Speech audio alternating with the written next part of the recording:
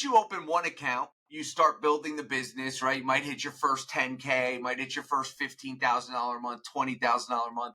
But then when you open good account number 2, number 3, number 4, that snowball effect happens really fast. And it's not uncommon to go from a $15,000 a month to a $40,000 or $50,000 a month in 30 days. What is up, guys? Welcome back to another episode of the Side Hustle Experiment podcast. Today, we have the biggest seller to date, Eric, aka Amazon Lit. They did 70 million in sales last year alone. I've met Eric about 3 or 4 times in person. We've hung out, and we're super excited to have him on the podcast. Thanks for being here. Yeah, absolutely, man. Always an honor and a privilege, and I'm excited to chop it up and talk Amazon for some time with you guys. Cool deal. Do you want to give people a little background how you got started with Amazon and kind of what your business looks like? Yeah, so This episode of the podcast is brought to you by the Advanced Arbitrage Tactics School community. If you are looking to take your online arbitrage business to the next level, get access to me. Ask me any questions you want. There's over 10 hours of recorded video from past calls, and just get access to a community of people who are trying to grow their Amazon business and do big things. We mainly focus on online arbitrage. If that is you, I would love to see you in the group. Check out the link below. It's only $15. Hope to see you in there. I started selling on Amazon 11 years ago, just a couple days ago on July 7th or July 11th. Slurpee Day was our 11-year anniversary. And I started, like a lot of the people probably listening to this, started doing arbitrage out of my basement, out of my home for the first 18 months. 12 to 18 months, and we just put in the work. We went to dozens of stores every single week, and we invested every single dollar we had to our names through credit and cash in the bank account into profitable inventory. We just kept reinvesting all of that money back into the business, and it quickly grew from there. We leveled up to multiple warehouses. First warehouse 1,000 square feet, then 2,500 square feet, then 10,000 square feet, 15, 25, and now we're in a 50,000 square foot warehouse in the Northeast, in the tri-state area of the United States. So at what moment in that did you decide that you were going to make it massive? Because I feel like not a lot of people see the inflection point of I'm going to make this a company. And I know you have a company. I think most people don't have businesses that we're resellers, but you are a business, Yeah. And that's interesting you asked that, Drew, because when we started this thing, and even in that first warehouse, we never were like, oh, we're going to make this a massive company. We want to have all these employees and build it to tens of millions of dollars a year. That was never a goal for us.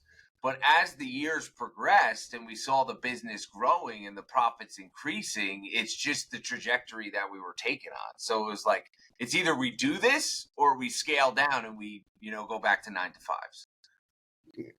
Yeah. And is there no a mastermind, any inspiration that brought you there? Or was it just was it actually that natural of I guess we just did 5 million. We might as well do 10 million next year. Yeah. So, I mean, back in, the 2015, 2016, I don't think masterminds were really as prevalent as they are today. And there was no one in the space really doing what we were doing that I was aware of. So I didn't really have anybody to seek guidance from. In about 2018, though, I did meet some rather large wholesalers who kind of took me under their wing and taught me all about training employees, buyers, warehouse optimization, all of those things that became an integral part of our growth of our company and where it is today. Yep, makes sense. How many people do you have? Oh, sorry, John, go ahead. No, go ahead. I was going to say, since then, we've obviously invested in masterminds and programs and stuff. But in the beginning, that just stuff wasn't available. Cool. How many people do you have working for you? And kind of what is that like as a huge operation? How kind of do you break down into departments? I feel for most people watching this, it's just them. They're boxing. They're doing kind of everything. Or maybe they have a VA. But for you, you must have a good bit of people. Yeah. So we have about 45 employees. About high 30 of them are in-house employees in the warehouse that's below me right now. And about 25 of those 38 or 39 in-house employees are warehouse employees. So they're prepping items, packaging inventory. Another 5 or 6 of them are what we call pickers, where they are receiving the inventory, sorting the inventory, creating discrepancy reports, moving that inventory to the prep station so the packers can prep that inventory. Additionally, we have 4 buyers who purchase the inventory and 4 buyer assistants who assist the buyers with purchasing the inventory. And then we have 1 account health rep who's right down the hall from me, and she manages our entire account health. Wow. Yeah, how hard is it to hire labor for that kind of thing? Because I see these guys, these private label guys, they're always like trashing trying to find like good labor, because you like teaching someone, I'm sure, the systems to like load up and shipment and that type of stuff is not like super simple. So you probably don't want to turn over too fast, right? Yeah, so hiring is definitely complicated. I think the hardest position to hire for is a buyer role. Because there's a lot of responsibility, and the buyer's the most important person in this entire business. Because if you're not buying the right inventory, it doesn't matter how quickly you could prep it, how quick you could get it on a truck, how aggressive or profitable your pricing strategies is. None of that matters if it's not the right product. So buying or training buyers is very challenging, but warehouse employees, I mean, once you spend a week with them, you could teach anybody how to work in a warehouse. Yeah, makes sense. And how important is it? Like I know we just had someone on, like, I think 2 weeks ago, that was talking about the importance of the hiring stuff. Where would you rank that amongst like all the stuff you could even do in your business for anybody going forward that might want to hire? It's definitely up there. It's one of the top tasks, because if you're not hiring top-notch people, then your business won't be top-notch. So I'm a firm believer that I rather hire someone with little to no experience who is willing to learn and grow than hire someone who's coming from another Amazon business as a buyer or warehouse employee, because then you need to teach an old dog new tricks and train them on your entire system when they're so used to doing it one way. Mm-hmm. That makes a lot of sense. So are your buyers doing pretty much all the buying? I feel like that's a huge responsibility. Yeah, it's a huge responsibility. I'm a firm believer of, hiring fast and firing even faster. So you go through a lot of buyers? Oh man. I mean, we have a very high retention rate. Typically, the people that we hire and they make it past that 90-day, temporary period of employment, if they make it past 90 days, they stay with us for years. Well, one thing I didn't hear you mention was about returns or anything. Do you have somebody that deals with returns, or how do you deal with that? Because when I think of a $70 million company, I'm like, dude, the returns there has to be brutal. Yeah. So we have a full-time returns guy, and then on like a slower day when there's not a lot of inventory being received and moved around, he'll pull one of those pickers from their position to help manage the returns. And all day that guy is just scanning returns, seeing if it's resellable. And a lot of them we like to send right back to Amazon. And what we can't send back to Amazon, we'll donate to local shelters, rehabs, treatment facilities, or we will resell for a discount at a flea market. And no eBay, nothing like that? No, we did eBay for many years. And just the amount of effort that it took to create a listing, let's say we had 5 returns for a product. Now I got to get someone to create a listing, and then list the listing, take all the images. I mean, it's a lot of work to make $50. Yeah. And like, I think your downside of losing there. See, I think the way most people frame that eBay stuff is like, well, it can add an extra 1 to 2% to your bottom line, which for you, that's like literally millions. But I don't think it's as simple as that, because you could end up getting returns on eBay, and then it's a huge headache. Yeah, I definitely get that. So a lot of it's just donations, just a write off, right? Yeah, and here's a nugget for anybody listening. So for 2 years in a row, we hired an intern.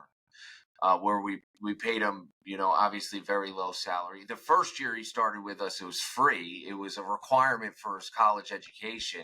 And, so he was creating all of our eBay listings. We didn't pay him a dollar that first year.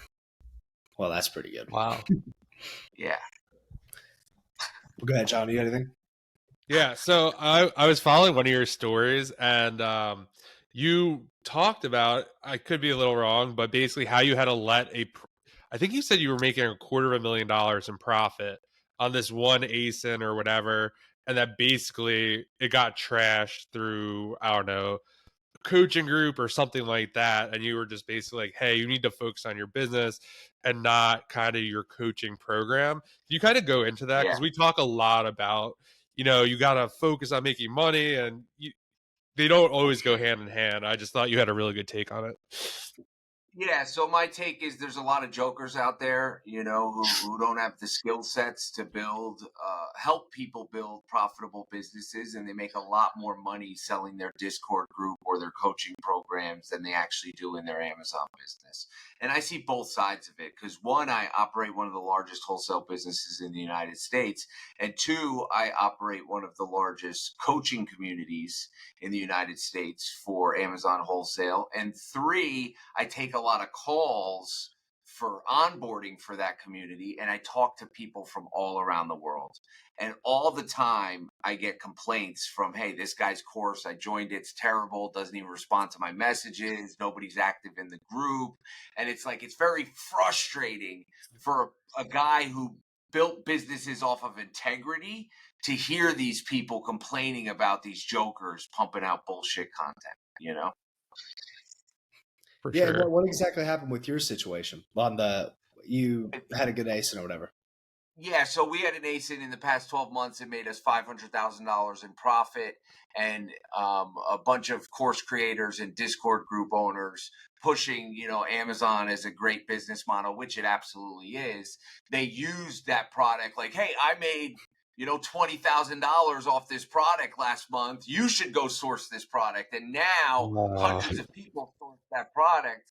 Prices tanked. Now nobody's making any money on it. Nobody at all. And it was a wholesale product? Yeah, it was a wholesale product. But you could also find it in retail stores. That was where the complication came. Yeah. Oh, I see. And do you is it 100% wholesale, like nothing else at all, or just wholesale? No, so we do retail arbitrage on steroids. We've built some phenomenal relationships with local retail stores where we'll purchase entire truckloads. So they don't even have to load it on their shelves, and we'll just go pick it up or they drop it off at our facility. Yeah. Dang. That's how much do you spend a month on that? I could give you exact numbers, but I would say, let me just give you an exact number. I got it pulled up right here. I could tell you the past 30 days what we've spent with one of those local retailers. So we've spent about $80K with one of those local retailers. Yeah. That's insane. Yeah, I mean, Yeah. Are they big box stores, or are you making relationships with small box stores? It's both. It's wherever we can establish that relationship with management and negotiate and broker those deals where they don't even have to load it on their shelves. Yeah, makes sense. Well, I'm a little curious. I'm like, what do you do mainly in the company? Like, obviously you're like the CEO, right? But like, what's your day to day look like? Is it just managing, putting out fires? What kind of thing is that? So I'm at this stage in my life and my business, I'm very hands off.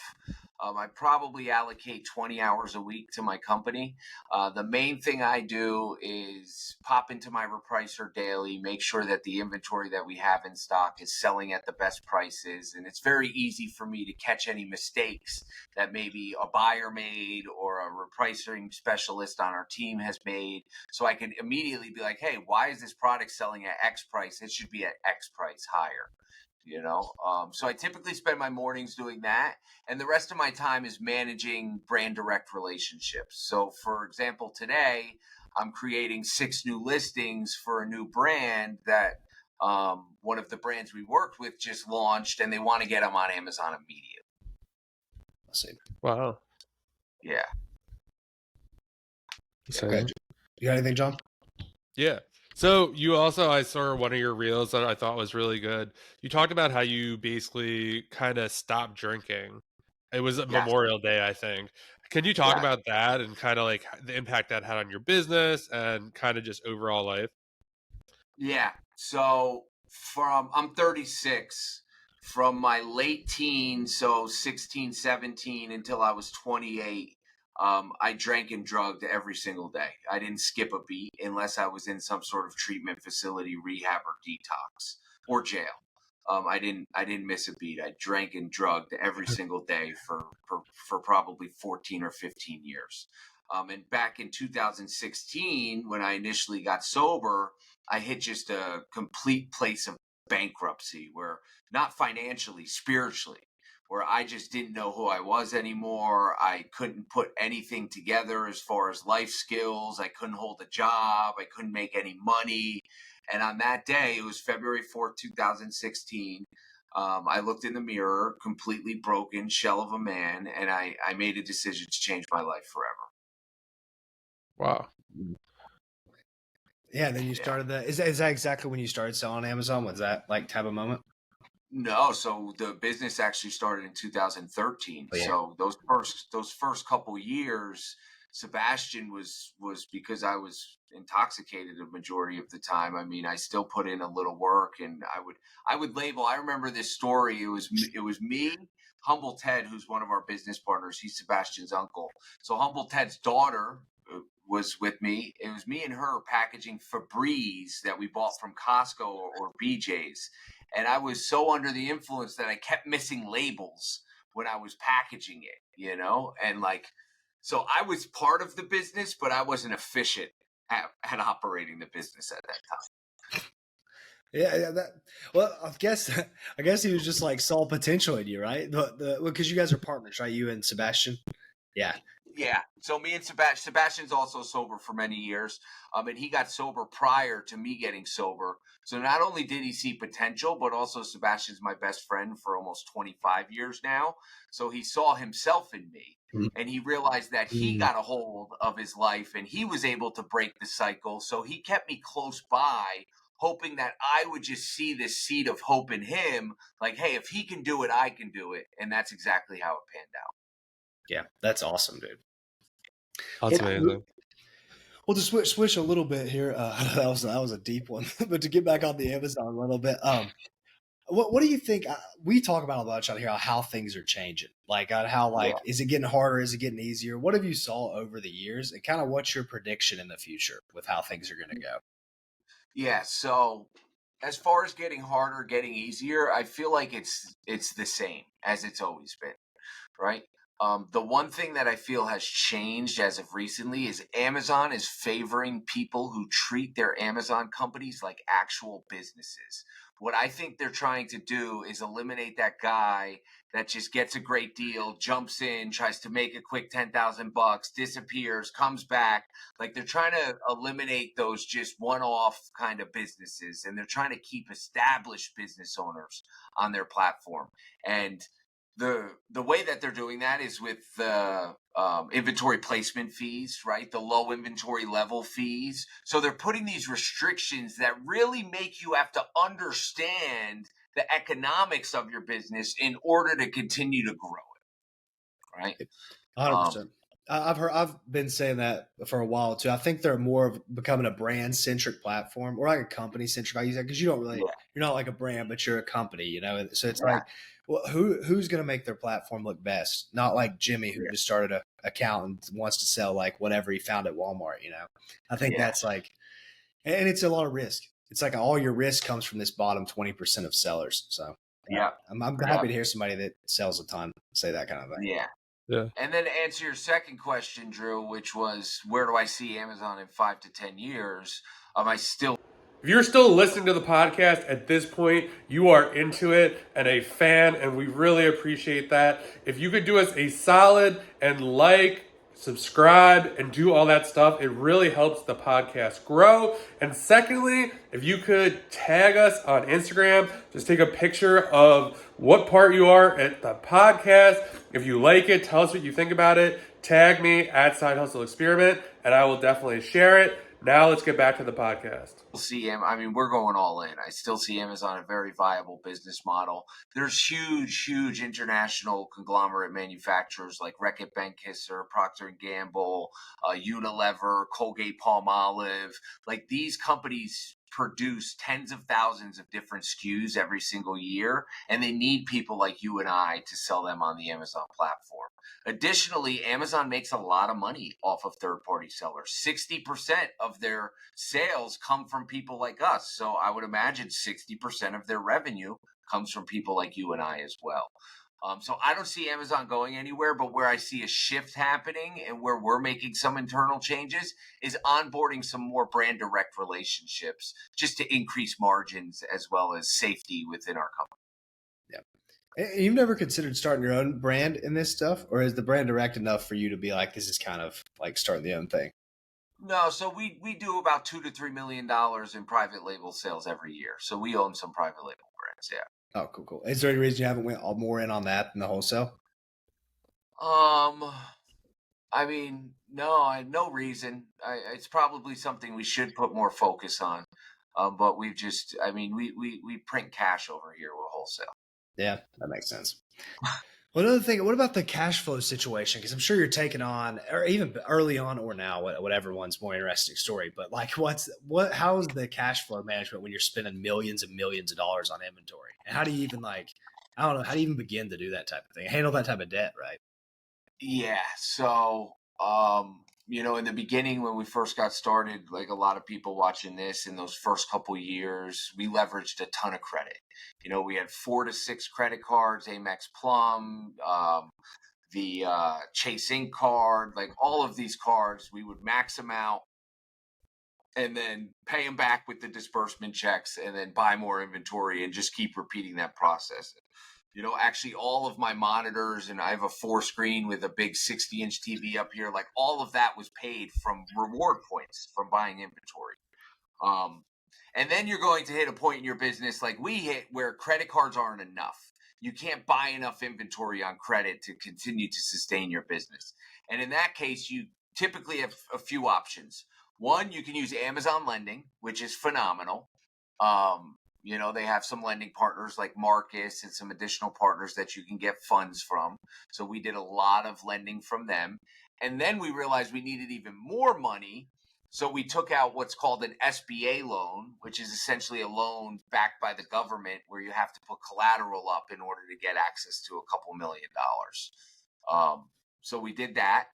And then now we have a lending opportunity with a $1 million plus line of revolving credit that we use. And one of the best things to optimize your cash flow is managing your sell-through on Amazon. Because if you're holding inventory for 4, 5, 6 months, you're not getting enough cash back into your business to reinvest into new profitable products. Yeah, and you look at that as like an overall thing or a line by line item? Because I guess with how many, I can't even imagine how many products you have. Is it like we need to sell through this conglomeration of inventory, or like, this thing we can hold out longer? Do you look at it a line by line? Yeah, so we look at the macro, right, which is like the entire sell-through, which anybody can check on their FBA dashboard.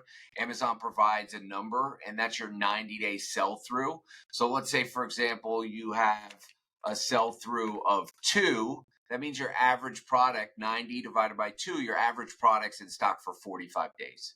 And then we take it to the micro and we start analyzing products individually based on their life cycle and how long they've been in stock, and make repricing decisions, educated repricing decisions to decrease that stock if it's needed. But it may be like a holiday product or a seasonal product, and that season's right around the corner. I don't want to drop the price right before the season. Yeah. Do you have somebody like do you have a normal employee doing that, or did you hire somebody that's like a tech-based type of person? To review the listings and make those pricing decisions? Yeah, especially the micro ones, really. Yeah, so I still actually make a lot of those micro decisions myself, and then we have this lovely lady, Liliana, who sits on this other side of the wall of me. She started in the warehouse back in probably 2016. Then she became a buyer, so she understands the entire business.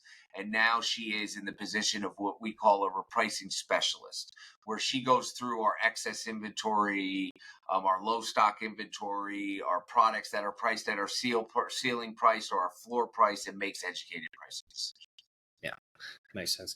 And do you have a recommendation for the sell-through rate? I know you've probably taught a lot of sellers yourself. Is there any, I know there's probably not a one size fits all, but is there something you're like, if you're above this, you're pretty healthy. If you're below this, you need to fix this? Yeah, so healthy would be between 2 and 3. Because if you're between 2 and 3, that means your average product at 3 is in stock for 30 days, and at 2 is in stock for 45 days. So anywhere between 2 and 3 is amazing. Above 3, that means you're typically not buying enough inventory and you're selling through too fast, and you could go more aggressive on your buying. Below 2 means you're holding inventory too long, and below 1 is just terrible. That means your average product's in stock for 90 plus days. Yeah, that's an issue. Yeah. I'm sure it's probably like the book stuff. And I don't know, you probably know more about that, John. Is the book stuff a long sell through? Yeah, the sell-through rate's a lot long, but you're also paying like $1 or 50 cents for it, so it's not as impactful. Yeah, you probably have like a 0.2 sell-through with books, where it's like the average product's in stock for a year, you know? Yeah, I guess exactly. you pay $1 for it, not as big of a deal. Maybe with these new fees, I guess that kind of wrecks that a little bit if it's there for a long time. But yeah. What else you got, John? Yeah, so someone asked you the other day, they said, I've been searching for wholesalers for a week. And you're like, you only spent a week. Like, what do you expect to find? So you could set some expectations for people. Maybe 1, how to find wholesalers to work with. And 2, maybe like a time frame that's more realistic than maybe what's on some like TikTok reels. Yeah. So, and that's a great point you bring up. And I did respond like a week. I thought he was joking with me, but he was dead serious. And I could see it in your face. I was like, oh, this is going to be a great answer right here. I don't understand. Like, let's say someone wants to become a realtor. Do they expect to sell a house in their first week? Absolutely not. Why do people sell on Amazon and expect to build this massive business and get access to the best products in week 1? It's an unrealistic expectation that they set for themselves based on the shit that they find on the internet. So a realistic time frame of really to build some momentum in a wholesale business, open great supplier accounts, 30 to 90 days, right?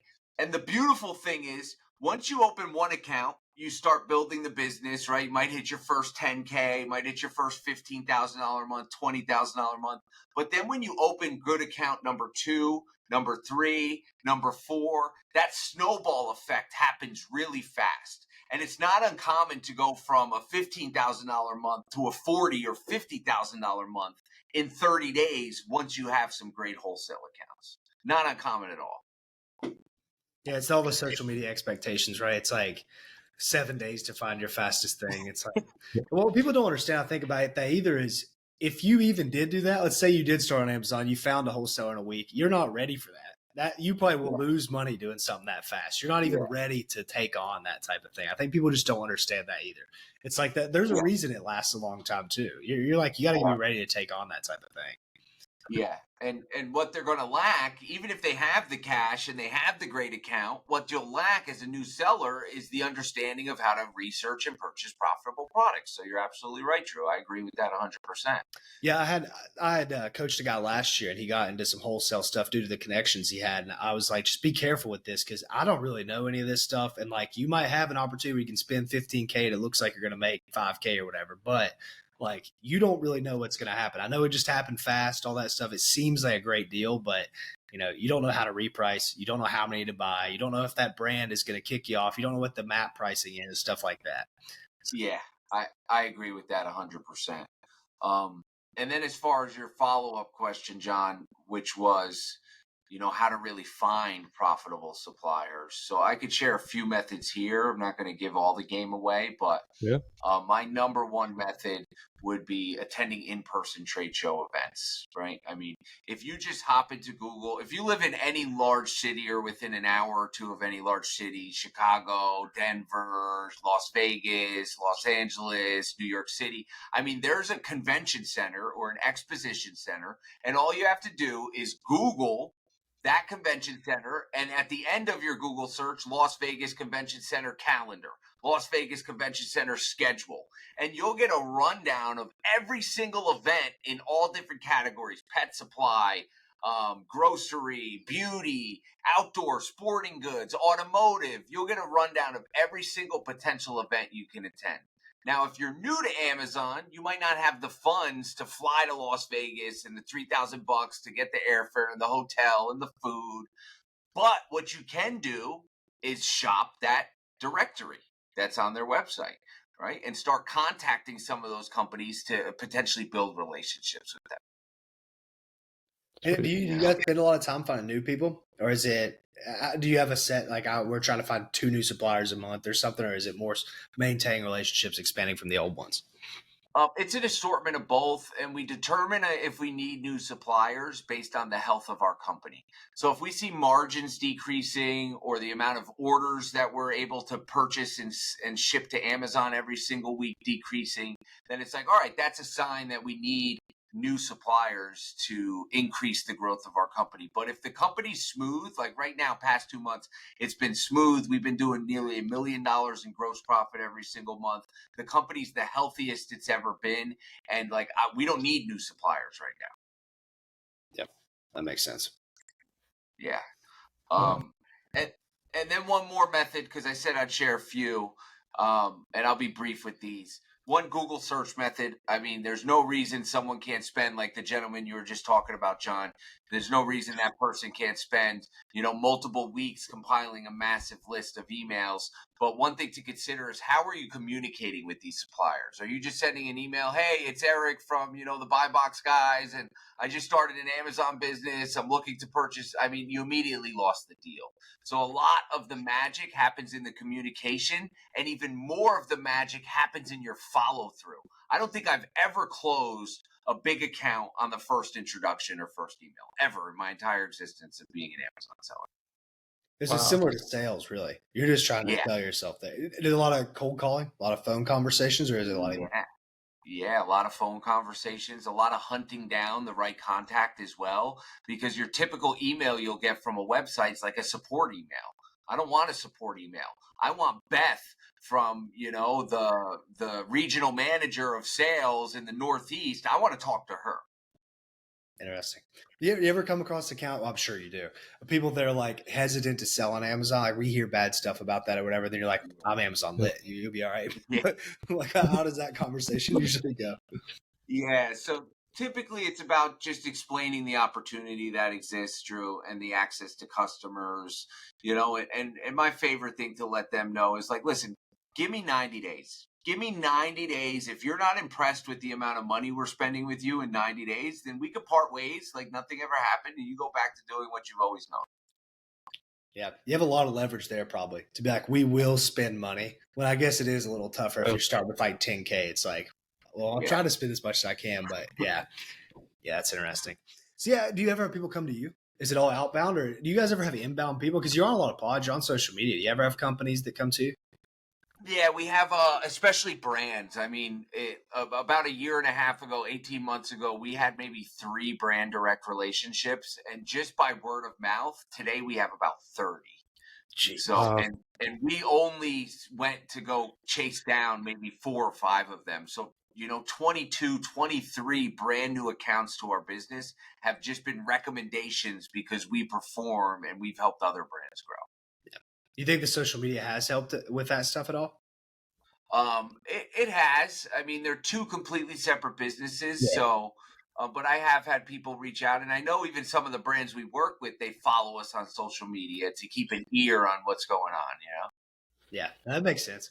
But it's also, you're building a lot of trust. Like, you got to think that's basically like a phone call they're watching all the time. If like, this guy really does know what he's doing. If he's treating That's really cool. Probably a huge point of leverage. Yeah. So talk a little bit about the social media stuff and when did you start doing that kind of thing? August 2018 is when we opened our Amazon Lit account. Oh, nice. So you've been on there for a while, 6 years. Yeah. Yeah, Wow. 6 years. And it's been amazing. I mean, I've met some of the most amazing people. I've, like John was saying at the beginning of this call, we've had the opportunity to hang out 3 years in a row now at the Miami Sellers Conference. And you can't put a price tag on relationships. Yeah. For sure. What was your goal when you started the social media? So there was this guy, I won't say his name, but it was like August, maybe it was a Friday night in August, and me and Sebastian, we were at the warehouse at like 3, 4 in the morning buying inventory, which we commonly did back then. And we got the first Amazon ad I ever saw in my entire life. And it was for a $3,000 course. So I bought the course immediately. I'm like, this is so cool. What's in it? And I watched the first 10 minutes. And in the first 10 minutes, the guy said like 10 things that were completely incorrect. And I'm like, what? This guy's selling a course for $3,000, providing shit information? Like this, we got to change this. And so on that day, we registered the business that next day. We created Amazon Lit. We created the social account. And our goal was to provide authentic, real-life information for people who live this shit every single day and help as many people as possible. Yeah, that's awesome. What do you guys? I think I was looking you up before this. It looked like you were on a stage. You guys do like awards, that type of thing. Is that correct? Yeah. Yeah. So every year we host an event. It's called Business Growth Hacks Live. So our community, I got these awards behind me here. A $50K a month, $10K a month, $100K. Over there is a $3 million a month award. So all of our members, when they join our program, they hit these milestones, and I've gotten some awards in my past, and it's a good feeling going up on stage and someone recognizing you for accomplishment. So every year we host an event, and we recognize these people for their achievements and give them one of these amazing awards.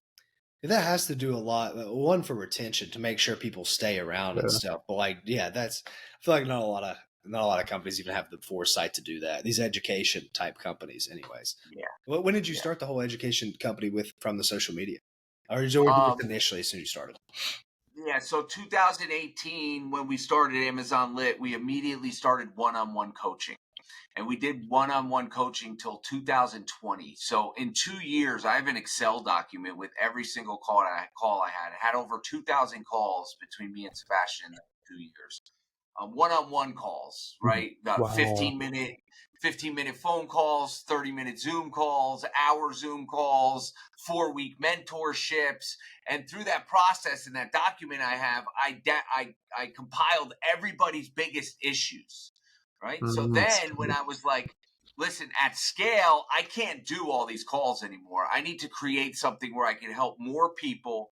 And that's when we came up with the idea of eSellers RI, which is our step-by-step training course and private community and live weekly coaching calls. To 2,000 calls, that is brutal. It's like, I know how much that can like zap your energy. That was like one thing that I learned with all. I'm like, when you have a good call, it's amazing. But when you have like a brutal one, you're like, oh my gosh, this is like so. Yeah. And it's cool you wrote them all down like that. I think people that do any coaching and do any info stuff, it's just like they think it's gonna be one-on-one forever, but it's really because you don't document the processes, which is probably how you've built all these companies. Like it seems like you're very organizational and like very much. I can see the future. I can see what we need in the future. Right. Yeah. Yeah, it was a game changer. And a lot of those one-on-one calls then became, members of that program, eSellers RI, and a lot of them have even leveled up to our more advanced coaching, which is Inner Circle, because they become 7- and 8-figure businesses through our guidance, and they need more one-on-one direct access to us. So we went from one-on-one to away from one-on-one, and now we have a new one-on-one option. That's awesome. Well, what's the biggest success story you've ever had? Like the biggest. This guy, I'm not going to share his name, but he joined eSellers RI. I could give you an exact date. Let me check I got my CRM up right here. So he joined eSellers RI on December 12th, 2020. When he joined eSellers I, which is our foundational coaching program, a couple $1,000, he was maybe doing $50,000 to $100,000 a month. All right. And then his business grew, and he was very hesitant to join. I got in an hour-and-a-half phone call with him and his father because he was so hesitant to join. And we talked about all these things, and he's like, you know what? I'm going to make this commitment. So he made that commitment, and then I'll give you another date here. On November 19th of 2021, he joined our inner circle. So a little over a year later, he joined our inner circle, which is our 7 and 8 figure business consulting. And when he joined inner circle, he was doing about $1 million a month. So in about a year and a half, he went from 50 to 100K a month to $1 million a month. Right? Damn. And now today, so he's been in inner circle for some time. We've been helping him for a while, right? I mean, he joined almost 2.5 years ago. We've been helping him since. Now he does over $6 million a month, and he's a top 50 Amazon business. Yeah. Wow. What gets people there? Like, especially you've coached all That's these a people, you great- probably have this almost down to a science, because this bothers me more than anything. Is like, what like stops people from like succeeding in that type of thing? Is there a common trait you see in that type of thing?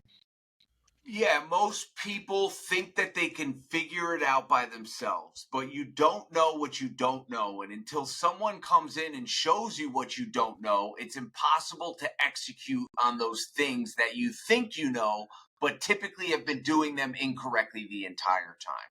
So the people who invest in us, I mean, a lot of people invest in us. Some people take less action than others. The people who are super successful and build multi-million-dollar businesses are the people who take our suggestions, put the blinders on, and run with it. Mm-hmm. Yeah, just like work ethic, I guess. I guess it does just kind of boil down to that. Yep. Exactly. Yeah, it's a pretty simple answer all the time when it comes down to it. Like, there's got to be some secret, right, that like differentiates people's success. But a lot of it's just like, yeah. And what you said, the blinders, I talk about that a lot of, like, especially when people buy programs. I think one thing is, like, even if the info is wrong, it's just better to follow that info and listen to those people than it's like, well, I'm going to listen to this person and I'm going to listen to them, because the messages can conflate. And I feel like that could really jack stuff up. I'm sure you've dealt with that, right? Well, this guy told me this. Well, you don't think that? It's like, no, man. And if anybody's questioning if they have blinders on or not, go to your Instagram account and click on your saved posts. If you have 1 million fucking saved posts that you've never looked at ever again, you have no blinders on. That is some actionable advice. Yeah. Stop the bookmark, stop the save. Yeah, that's good. What else you got, John? Yeah, so at the beginning, before we started this, you said that you did about 70 million last year. This year, you're going to be doing 62 million, but you're going to be more profitable. Can you kind of walk through that thought process? Because we talk about this a lot on the podcast. Like, orange bars don't necessarily equal profit, but people think the way to get there is to do 80 million, but now you're going to do 8 million less, but make more. Yeah. So, exactly. This year, we're going to do about $8 million less in sales revenue. We're going to ship about 17% less orders than the year prior. So that's a decrease in revenue, a decrease in, the amount of inventory I have to prep, the amount of inventory I have to buy. And we're probably going to do 4 to 5% more in profits this year than last year. So I think a lot of people's goal, I just had a call with someone last week in Canada. They do about $30 million a year. And they said, Eric, my goal is to build $100 million a year Amazon business. And I said, that should not be your goal, because once you build that massive business, you have so many moving parts that it's so much more challenging to manage your bottom line. You want to be lean, and you want to have as much profitable inventory as stock as possible. Building multi-million-dollar businesses is cool if you're doing it properly, but it can get out of control very, very quickly. Very quickly. And this, since you do a lot of wholesale, is this an exitable company? Could you exit this right now if somebody gave you an offer? Do you think it'd be easy? Yeah. So if someone gave us an offer, we could definitely exit it, and they would probably bring us on for 18 to 36 months to manage the day to day and kind of pass off the reins. But if someone's buying a wholesale business, they're buying your infrastructure, your relationships, and any software you developed. Is that the goal long term with all of it? I mean, yeah, so we did get an offer pre-COVID. It was about a 3x multiple. Thank God we didn't sell because after COVID, our business 3x'd. So I mean, yeah, if someone gave me the right offer, Sebastian and I and Humble Ted, we would definitely consider it 100%. Same with the education company, or not? I don't know. I get a lot of enjoyment and life satisfaction out of the education company. So I mean, the multiple on the education company would have to be massive for me to even consider something like that. And I think it would be challenging to sell, not impossible, but like Amazon Lit is a brand, but also I am Amazon Lit. Sebastian is Amazon Lit. People believe in Amazon Lit because of me and Sebastian. Yeah. What is it? Does most of your traffic for the education come from organic, or do you run ads? A little bit of both. Most of it's organic. Mm. But we do run some ads, Google, Facebook, Instagram. Yeah, that does make it tough, I guess. I was thinking like Hormozy, he did the gym launch thing. It's like, well, you can still use the ads. You can still kind of use my face of it, but sell the company. Yeah, those education ones are tough, but they're like highly profitable, obviously. So that's kind of like, yeah, that's pretty cool. What else you guys on? I would say, I know we're coming up to it, but what do you see the biggest mistakes beginners make? You've coached a lot of people, or how you get them over that hump?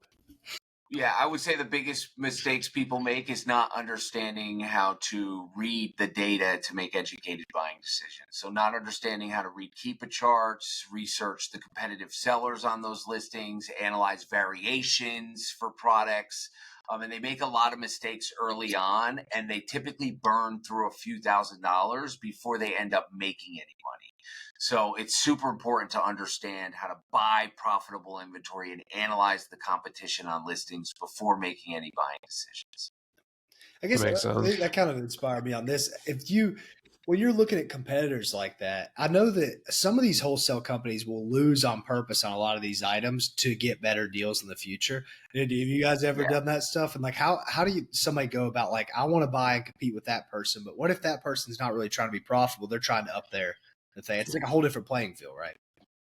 Yeah, it's a whole different playing field. And I get that question all the time. Like, Eric, how is this guy selling this product? How is he profitable? And it's like, to your point, Drew, he's not. No. Yeah. You know?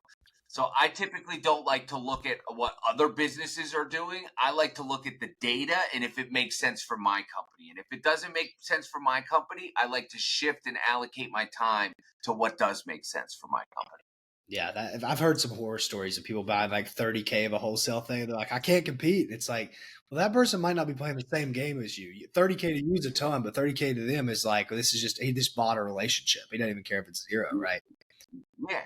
Or maybe it's close to expiration. They got to get rid of it, or they need some cash back into their business. So they're liquidating SKUs. Like, you never know what someone's internal game plan is for their company. Yeah. I think that's the big difference people might not understand, which maybe I'm off on this, but when you're doing like arbitrage compared to wholesale, like you are running a business when you're doing the wholesale. And arbitrage, not as much like that. You can obviously make a big arbitrage business, but you're competing on a different like playing field. And you got to have different skills. Like the skills you have, we've interviewed a lot of sellers. It's like entirely different, obviously. You're talking about like your CRM and this type of stuff. It's like that's a whole different ballgame. Which I think most people get into wholesale because they're like, oh, it's just like OA. It's just like no, not exactly, right? Yeah. There's a difference. Absolutely. Yeah.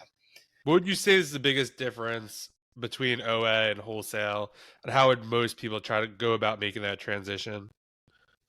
I would say the biggest difference is the volume, the order quantities you can purchase. You know, OA, you're typically restricted. Like, let's say you find a great deal at a local box store. You know, you typically can only buy what they have available. Well, not typically. You only can buy what they have available currently in stock. And if you want more, you got to go to another store and another store. And all those other stores might not have it. With wholesale, you have access to not unlimited, but, you know, hundreds, sometimes thousands or even tens of thousands of the same product. And the best way to make that switch, John and Drew, is gradually, right? If you're making money in your OA business, you can't make 100% switch overnight. It's going to take probably 12 months where by month 3, you're still 80% arbitrage and only 20% wholesale. Month 6, you're 50-50.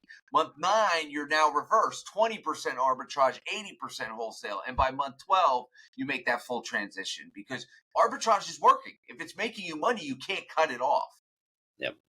That was one of my biggest takeaways when we met the first time in Miami, when you were talking about your transition from RA to wholesale. And you're like, yeah, it was like 1090, 2080. And you were like, yeah, it took a full almost 18 months to fully do it. And you're like, I need to make this money still. I just can't go off and do wholesale. Yeah. All right, last question. We'll let you go. What would you say to people who are saying Amazon's saturated, everything is, not good, it's a bad time to get in, and then where can everyone find you on social? Yeah, so for anybody talking about Amazon being saturated, I mean, I have the data right in front of me, just looking at my own Amazon business account. Everything is up, except for revenue and orders sold, which I don't care that they're not up. What's important is profits and net profits. And those are up in my business, and those are also up for a lot of the other businesses we help grow. More shoppers are shopping on Amazon than ever before. Amazon is doing bigger numbers than they've ever done, and Amazon's not going anywhere. It's a staple in over 60% or probably more of the country's households. And it's like, it's an opportunity that's available, but you need to make sure you execute it on it properly. Sweet. And then where can everybody find us? AmazonLit.com would be a best place for a lot of our free resources that we provide and information on some of our programs. That's AmazonLit.com. And then social media, Amazon_lit. You'll be able to find all of our free content on social medias, TikTok, Twitter, Instagram, YouTube, everything. The content's about to get an upgrade. We just talked to Grant Owen, so I'm sure we're about to see a big upgrade in the short form content. Yeah. Yeah, man. Grant's a great guy. I love that guy, man. He's been an amazing person to get to know. Awesome. It was great talking to you, man. Yeah. Thanks so much for doing this. Yeah. And we'll see you guys on the next episode. Peace.